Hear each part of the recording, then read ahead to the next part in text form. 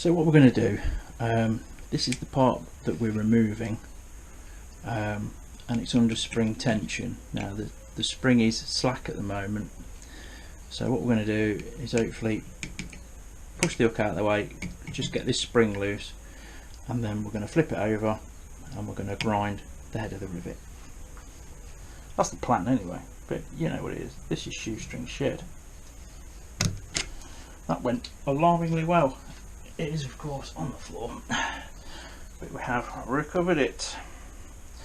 So that's the spring, so that's now loose. Right,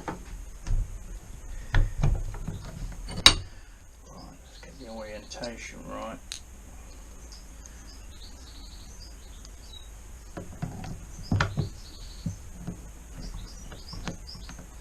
There's no need to absolutely gorilla this in the vise, just nip it. And what we're doing now, we're going to grind this rivet off. And what I'm going to use is a Dremel, but we do have a grinder on standby. Now if you're grinding anything or using a grinder, obviously in this case I will say safety first. Get some goggles on, because you do not want to be going A&E with metal fragments in your eyes. Just trust me on that one. So I'm going to stick a pair of specs on, and what I'm going to use, what I'm going to try first is this head, which is just a grinding stone, and I'm just going to gently tickle at it and we'll see how we go. There's no need to rush this. Oh yeah, there is one thing. That was me. Right, goggles, goggles, goggles, goggles. Right, here we go. So I'm just going to get myself on a stool. Yeah, that's it, that's lovely. That's what's nice about having this other shed to work in as well. I've got better light and just somewhere to fiddle really. But Mrs. Shed is next weekend.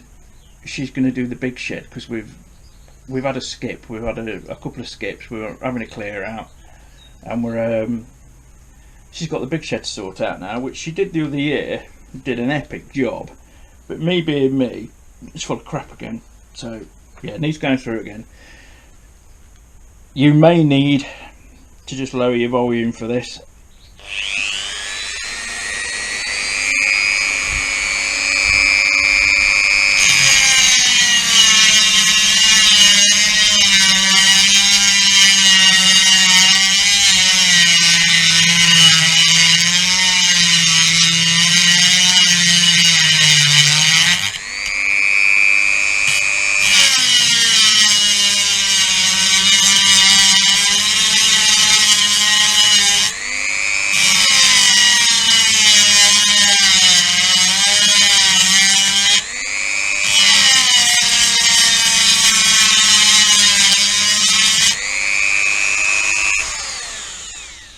Now I'm only using quite a low speed on this grinding wheel.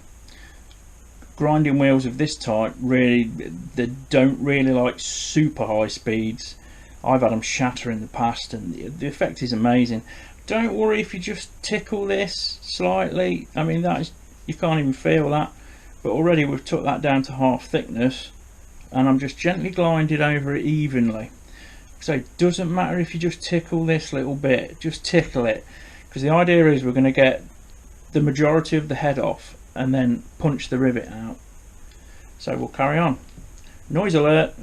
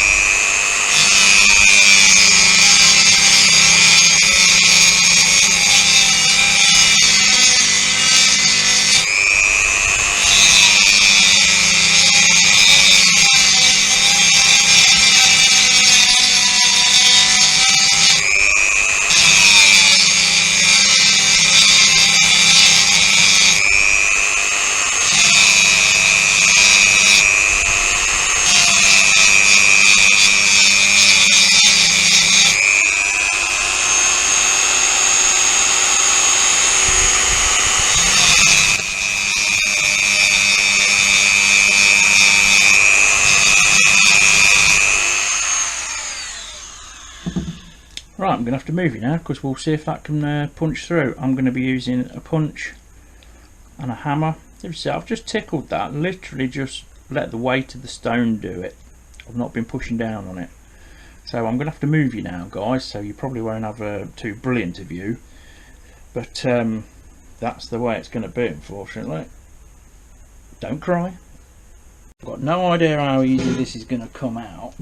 So we're going to give it a couple of good twonks with a punch and a hammer. It might rattle you around a bit, but we'll see. It might need to come off a little bit more. I don't know whether it's a recessed rivet. Yeah,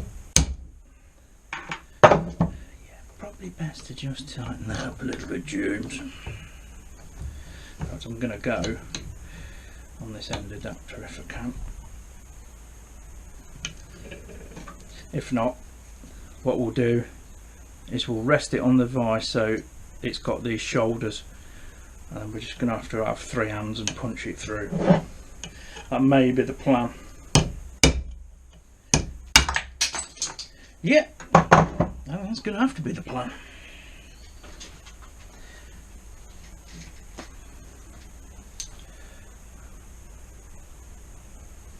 It has moved though. You can tell by the other side. So that's good. Now this is going to be interesting because I've got no idea if you guys can see now. Let's just turn you around. You should be able to see. I should be getting a preview on my phone, but you know what technology's like. It doesn't happen like that. Right. On a bit, Jim. Come on.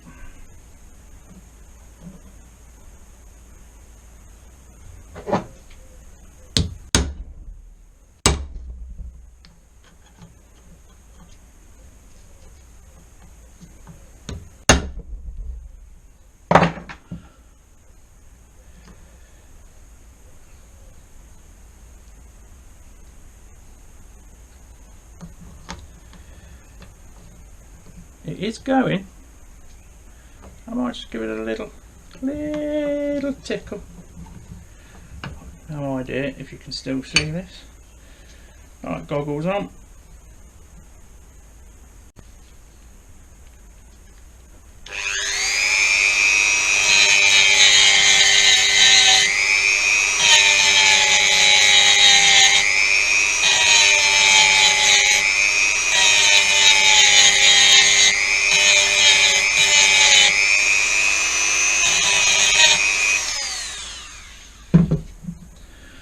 Right, you can clearly see that's a reduced diameter now. It's more in line with these.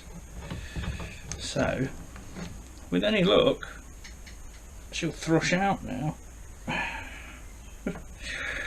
If you ever wonder, you know, you watch these YouTube videos, these guys going, "This is how you do this." And it's like, I can remember watching one out to do some drive shafts on a car. And he just literally just got in there and goes, "Just remove these 6 bolts." Like this. And I had a pretty good impact gun and stuff at the time. And you know what? I nearly shat myself trying to get those out. In the end, I just gave it to my mate to do in his garage. So I've just got this inkling that half the how-to videos and stuff you see on YouTube, they've already pre-loosened bolts, etc, etc, because I can tell you now from experience, I'm sure it's the same with you guys, about 80% of the time, no way does it go that easy the first time round. Obviously the more you do stuff, the better at it you get, but doing this tensioner is not a difficult job. I just, you know, grind out a bit more and see how you get on. Let's get out of thrushing then.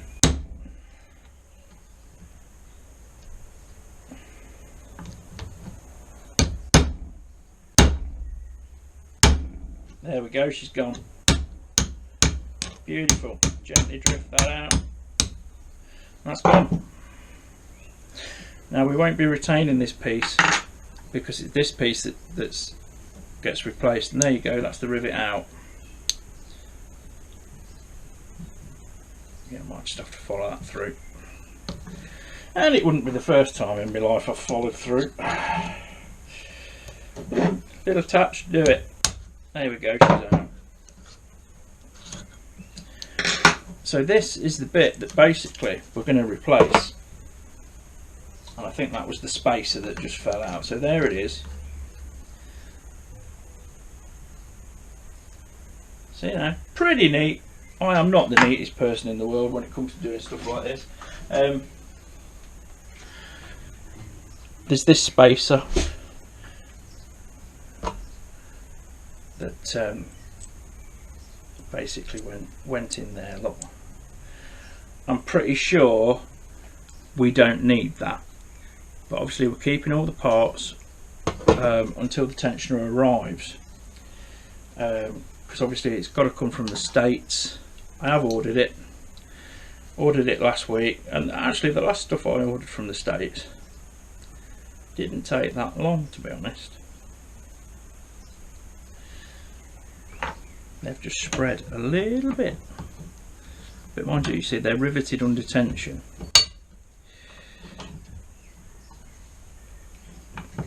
That'll do, they're straight. Right, so that's what we're left with, and that is the orientation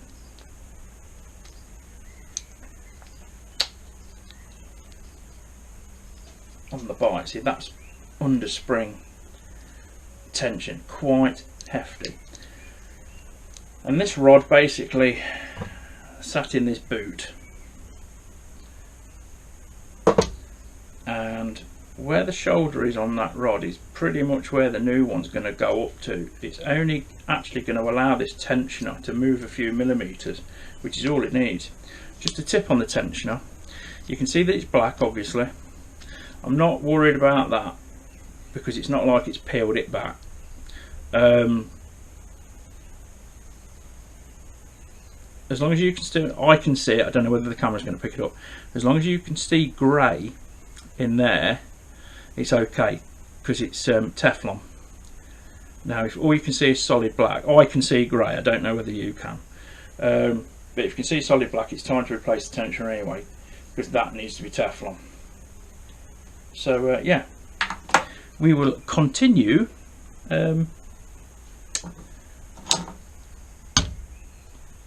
when the adjuster bit gets here. And the adjuster bit basically is sort of, come on cock fingers, get out of the way.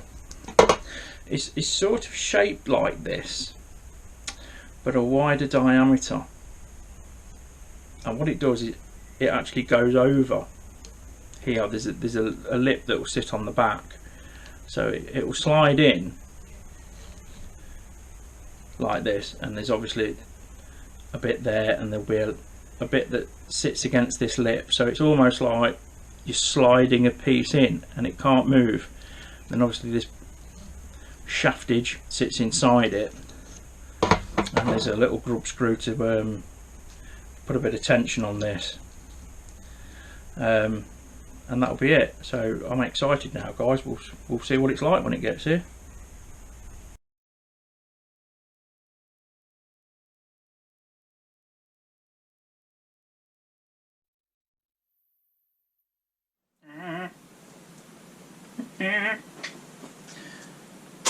Here we have the Compton adjuster. There we go. There it is. There's our part. And the one to beware of, the circlip pin. Good-o. Well, this part should only be installed by a professional. Right. Beautiful look.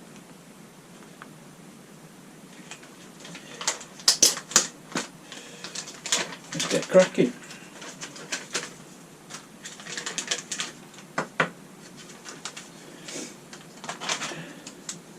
There's a little spring clip and pin. Be very, very careful with this. Right, let's just get that out of the way. So that's the orientation sorted.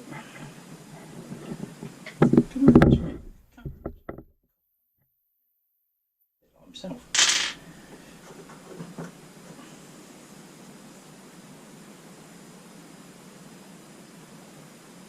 Beautiful. So that goes up in there. It's a nice snug fit, and we've got to make sure the arm of this spring engages with this cutout just there. And then obviously the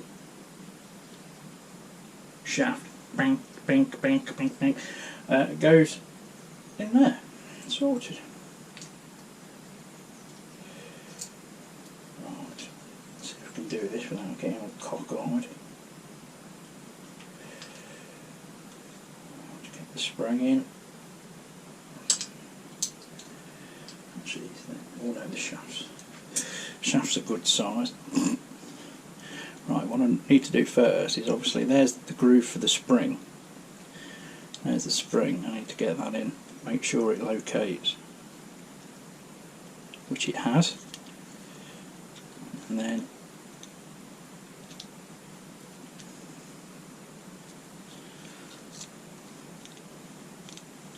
there you go. It only allows it now, even though I haven't put the pin in, to go so far. Blim. So we'll get the pin in. So obviously, where's the orientation on the bike? There's the orientation on the bike. So that's it fitted without the pin. And there should be. Oh no, actually you can use one of these. When you've got the pin in, you can then compress this fully, and then put your fitting bolt in there, and it will grab that shaft while you fit it. You said shaft again. Right. So we'll put our pin in. Now it's a non-moving part, so it doesn't have to be greased, because it's going to get a little wash of oil on it anyway. And you can almost guarantee that we're going to lose the circlip, but that's to be expected. So that's the orientation on the bike. There's the pin, and on the other side, room for the circlip. Hopefully you can see. It's not worth doing a close-up, because you know, fitting a circlip is fitting a circlip.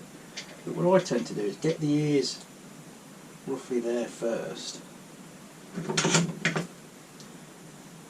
just gently with a needle nose. Crikey, I've got half the garden in these pliers. I've literally just done the brake pads on the Rover, so it was a bonus that this come. Oh, you swine hunt. Right, get the ears in. There we go. And she's on.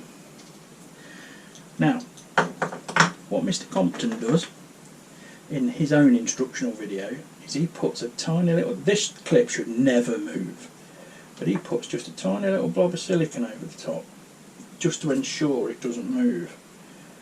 And that's fine by me, because while the silicone's setting, I can be getting the cover off the bike, etc. So we'll just put a little blob of silicone on. Bijou dabette. And all that does, it will just hold the clip on.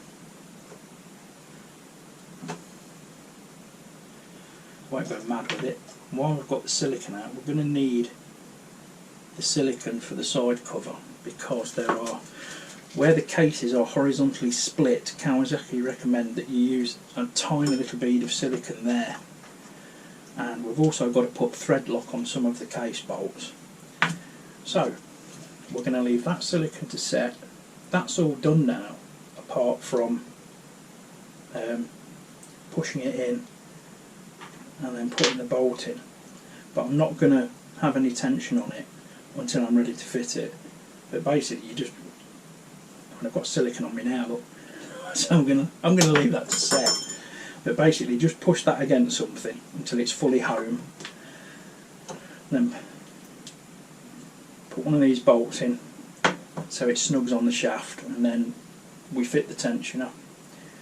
As soon as the first bolt's in, you can release it, and then we're good to go. Sorted. Okay, let's get the cover off. The tensioner's locked down in the down position, ready to go in.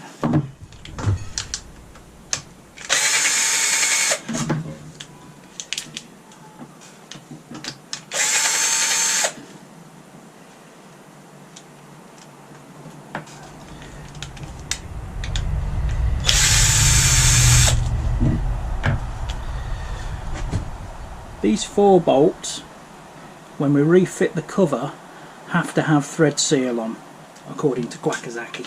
So just bear that in mind. Put the socket on here, and you'll see that the ones that require thread seal tend to be longer than the rest. Although the 2 on top of the there, they don't require it. Just these 4 at the front.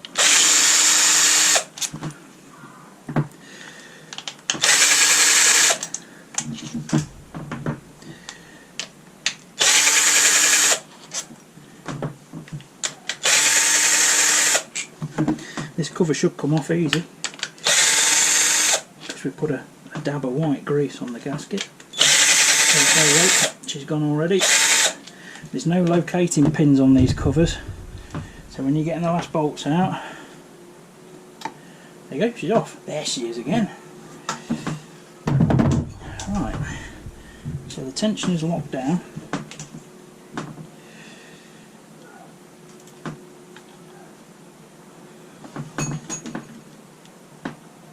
And if I can find the bolt hole.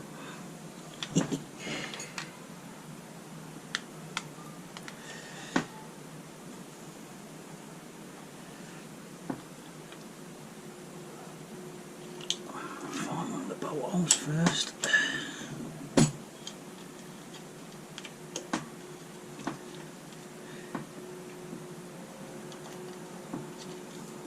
do you know what? I haven't actually locked that down all the way. Stupid boy. So we'll do it now.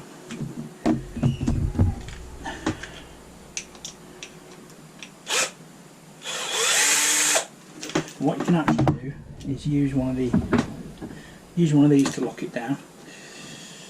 So we'll put that in.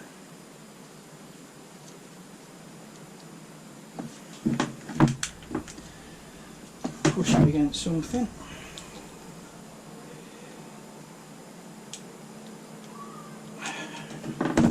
Try and do this one-handed. Right. Push that in. Keep all the way. Come on.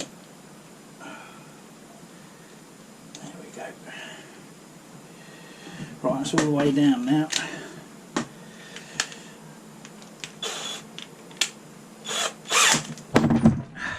That's right, throw it all over the floor, you brick.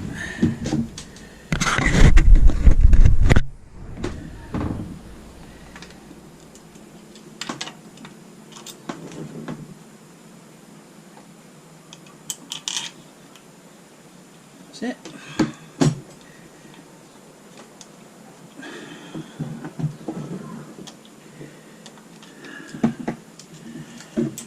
I'm going to have to sit down and get there because I haven't got the perchance I need. Oh God, you just made the floors get harder as you get older.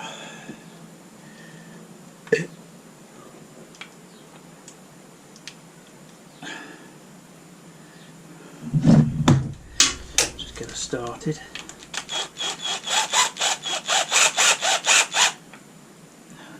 Got the old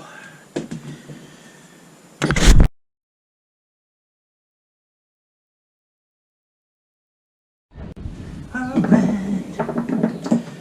So she's on. Just got to snug it up a little bit.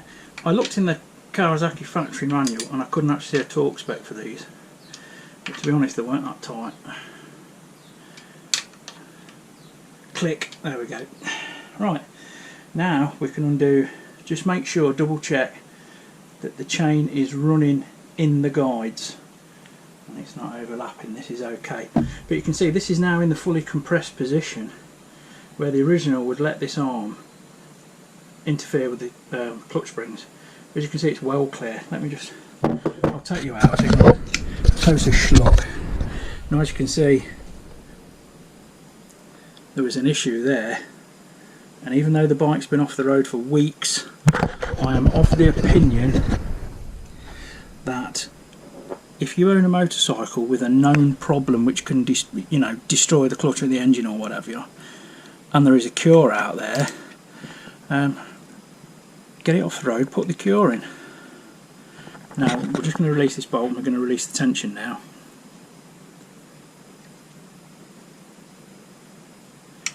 And she might, this might be on the tight side anyway. The problem occurs when you're deaccelerating. It's the same with the cam chain. You get the lash when you're deaccelerating, not accelerating. So that is actually that's working now the way it should. We could give it just a quick prod of the starter, and we should see it work.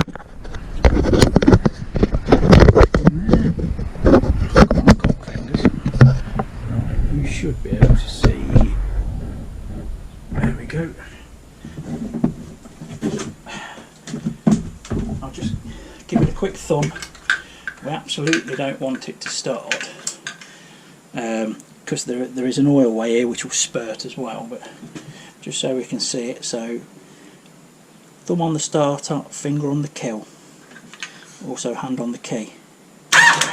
There we go. Working lovely. Beautiful. That's what we want.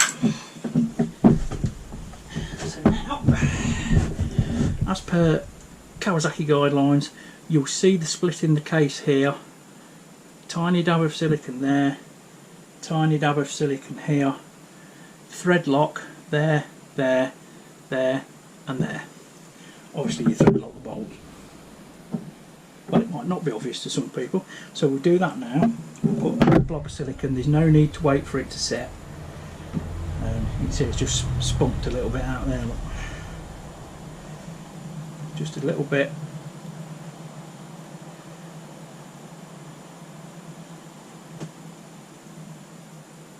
And there. And a little bit on there. That's it. Job done. What's the only thing I didn't bring with me? I didn't bring a rag with me. Right, I'm just going to wipe my finger. We'll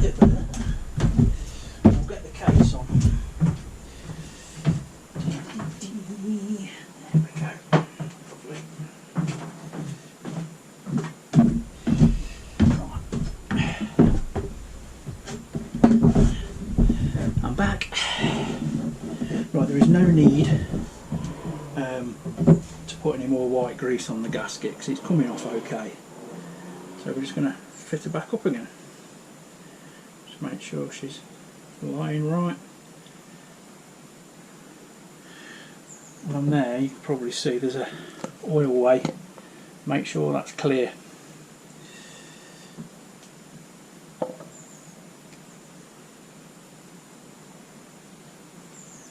There we go. Just get a couple in first. Always, because you're going into alloy, always start these off by hand at all times. Just don't get a buzz gun on and go buzz buzz buzz, because if you cross thread you've then got that problem to deal with. So get them started.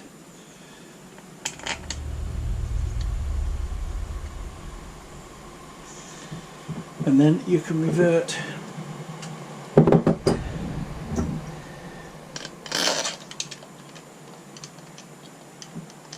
to the good stuff. Right. I'm going to put it on a really low torque because these are literally hand tight. There you go.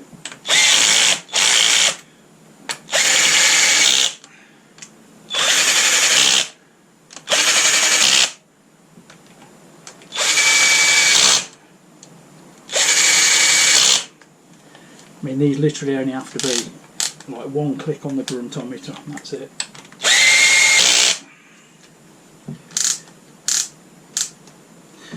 Right, we've got another one. 1, 2, 3, 4, there we go. So start it by hand. Otherwise it does that, look. So always start it by hand.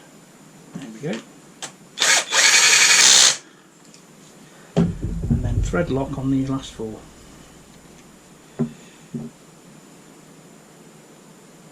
Or thread seal rather. Whack it on, and that's because otherwise you'll get an oil weep.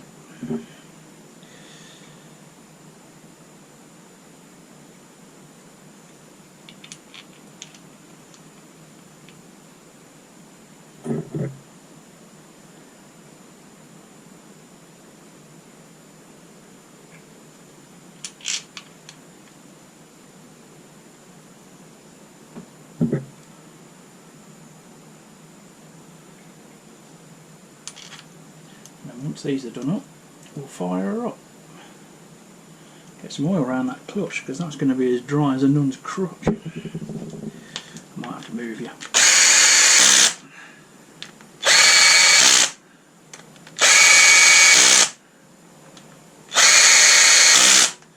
Right. Just go around these with your approved torque wrench. Click. Click.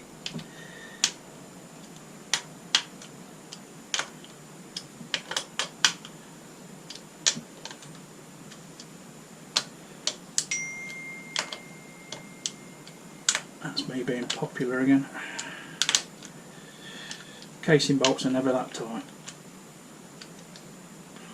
There we go. Job done. Let's fire her up.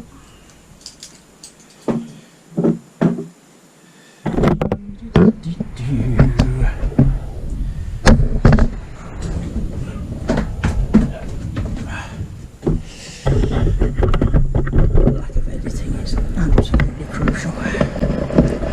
Can that be world? Right. Oh, you should get some sort of a view there.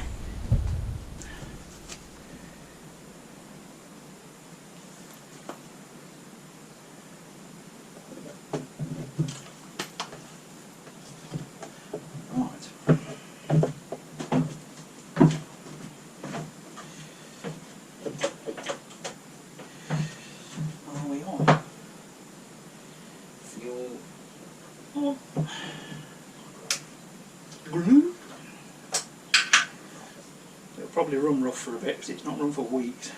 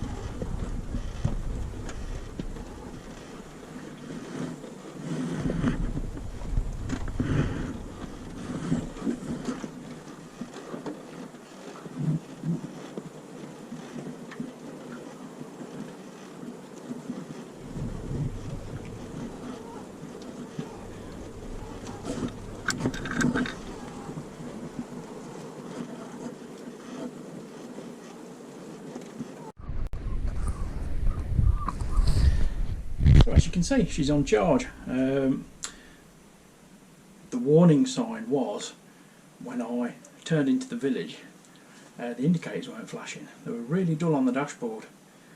And what it turned out I'd done when I was following a combine earlier, yeah, I could have done the bike thing and whizzed by everybody and all this lot, but you know, that combine could have turned into a field at any minute, so always best to give them the benefit of the doubt.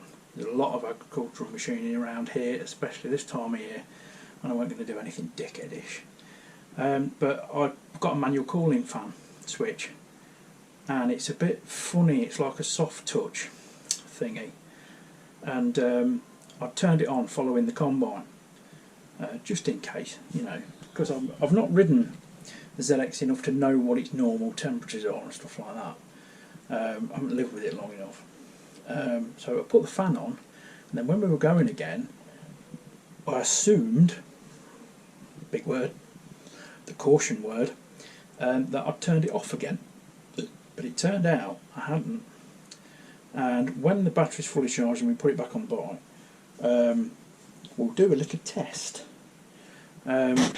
because what's probably happened is that cooling fan was probably running for about 20 minutes, and I think with the lights on and stuff like that, it's too much. It's too much for the battery to take. It can't, like the regulator rectifier and stuff, I hope that's okay. I can't really test that until I've got the battery back on, but so the bike's been fine.